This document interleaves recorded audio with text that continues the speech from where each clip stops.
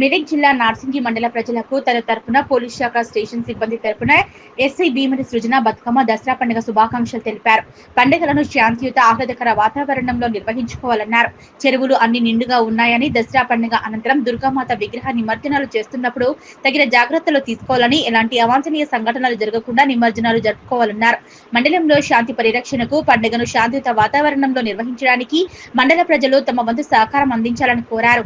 శాంతి భద్రతకు విఘాతం కలిగించిన, అసాంఘిక కార్యకలాపాలకు పాల్పడినా ఉపేక్షించబోమని, ఎంతటి వారైనా కఠిన చర్యలు తీసుకుంటామని ఎస్ఐ భీమరి సృజన తెలిపారు. నమస్కారం అందరికీ. ముందుగా నార్సింగి మండల ప్రజలందరికీ నా తరపున, మా డిపార్ట్మెంట్ తరపున దసరా బతుకమ్మ శుభాకాంక్షలు.